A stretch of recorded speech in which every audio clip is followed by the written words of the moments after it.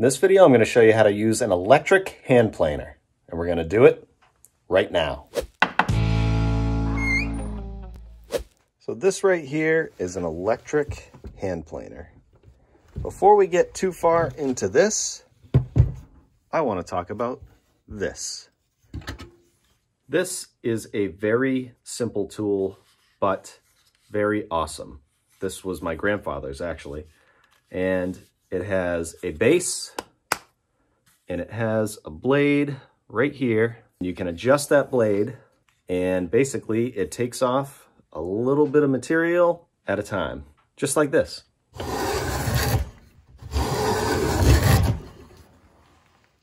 Now this is basically the same thing, but it has a few upgrades.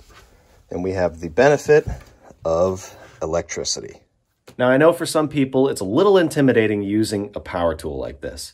They often have really sharp blades that spin really fast and can do some damage if you're not careful. That's why I'm making this video. The more you know about a tool, the safer it is to use. Let's talk about the basic elements of an electric hand planer. This one is actually a Ryobi, and I'm not sponsored by a Ryobi, I just love it. And is it Ryobi or is it Ryobi? Let me know in the comments. The number one thing to know about this is to keep your hands away from here. This is where the blades are. If you spin it, there's one, there's another. Keep your digits away from these blades. So if we take the dust collector off on the bottom, we have this plate here, and then we have what's called a front shoe. And on that shoe, we have an adjustment. Right now, this is set to 0. And what that means is, as you put your piece of wood here, you can see the blade is not touching that piece of wood. However, when you dial this up, you have 0, 1/48, 1/24, 1/16. So these are different increments of how much material will be cut off of a piece of wood. And as you can see here, that's how much would be cut off. And if we go to the maximum amount, an 1/8 inch on this planer, you can see it'll take off an 1/8 of an inch. Another thing you'll see here is the dust collection system and the outlets. And if you switch this like this, the dust is going to be flying out this way, and then you can see it close like that, and it's going to be flying out this way. So if we put our bag on here, our dust collecting bag, that's going to catch some sawdust there.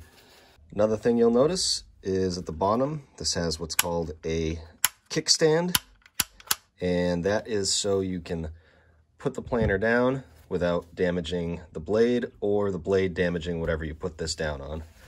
You'll also notice this has a safety right here that you need to push this button in order to pull this trigger.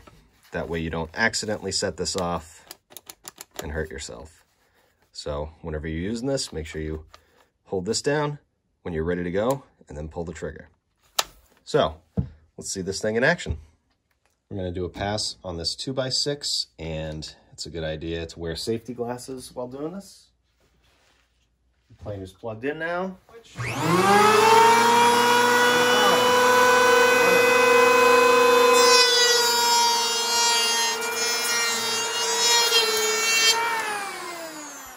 So basically what that did was take off just a little material off the top here. And one tip for you is that when you're doing this, it's better to take off just a little bit at a time. Don't go the maximum setting. Just go a little bit. You can go multiple passes past something like this. And just as an example, what I'm going to do is I'm going to want to take off this profile this has here. It has round edges.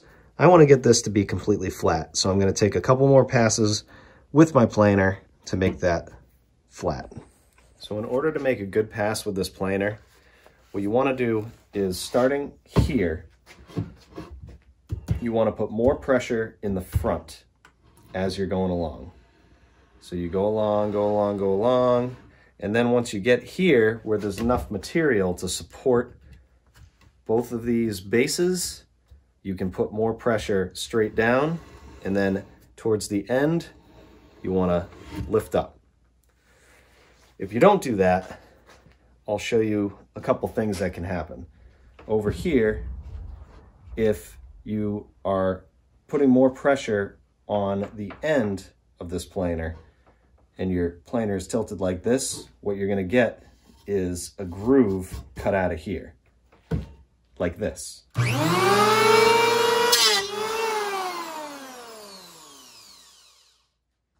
And then over here, if you don't hold this straight and lift up a little bit, just slightly, you could get a groove going down this way, like this.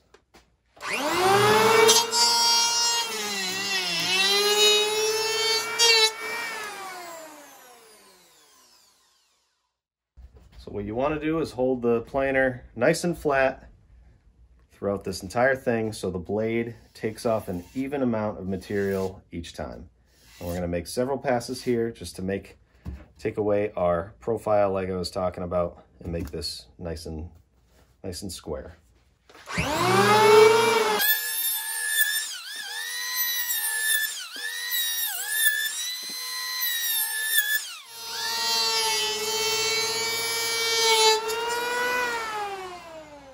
As you can see, after a couple passes, I made this nice and square, and it's nice and even all the way down.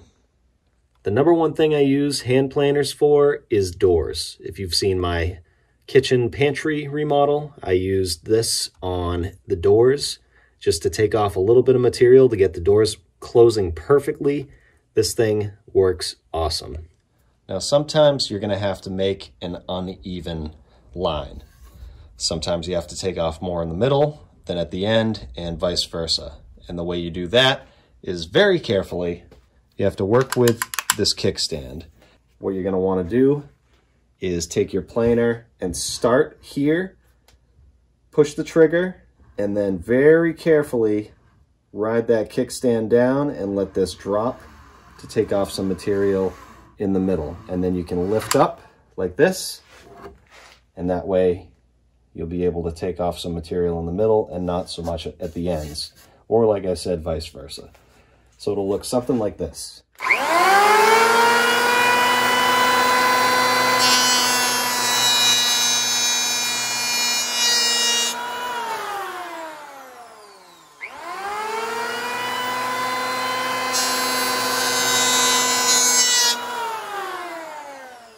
As you can see here, there's a little bit of a gap in the middle, but then even at both ends. After you do that and you have the general profile that you need, you can sand it out and you'll be good to go. Now, looking at the bottom of this planer, you have this groove right here. And what that's going to do for you is you're going to be able to use that on an edge like this to create different profiles on the edge of material. And I'll show you what that looks like.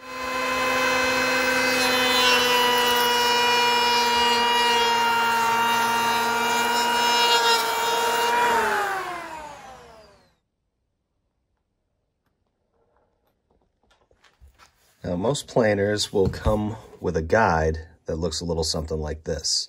Let's hook this up. I got the planer off, and you take this out right here. You attach this just like that. And then you can adjust this guide any way you want so that a certain section of whatever piece of material you're using will be cut. And then on this side, it won't be cut. And I'll show you what that looks like. Here we go.